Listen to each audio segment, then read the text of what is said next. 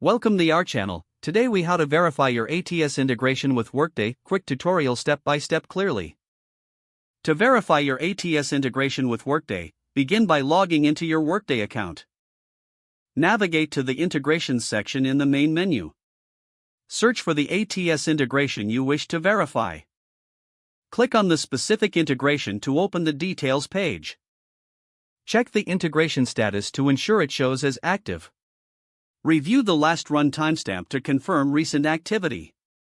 If it hasn't run recently, you may need to manually initiate the integration. Locate that Actions button on the Integration Details page. Select Run Integration from the drop-down menu. Monitor the progress in the Integration Jobs section. Once completed, return to the Integration Status section. Confirm that the status reflects a successful run. Next, go to the error logs to check for any issues during the last integration attempt. If errors are present, click on the error message for detailed information. Resolve any identified issues as required. Now, navigate to the ATS platform to ensure data has been transferred. Log into your ATS account and check for new candidates or job postings. Ensure that the information matches what you have in Workday.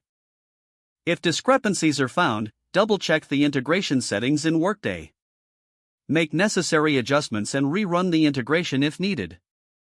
Finally, document any changes made during the verification process. This will help maintain clarity for future reference.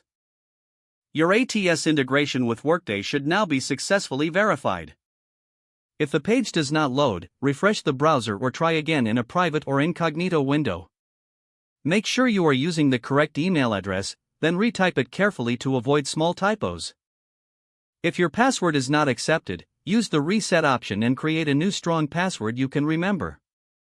Check your spam folder for verification or security emails, then complete any requested confirmation steps. Enable two-factor authentication if available to improve account security and reduce unauthorized access risk. After signing in, review your profile details so your contact information and settings are accurate and current.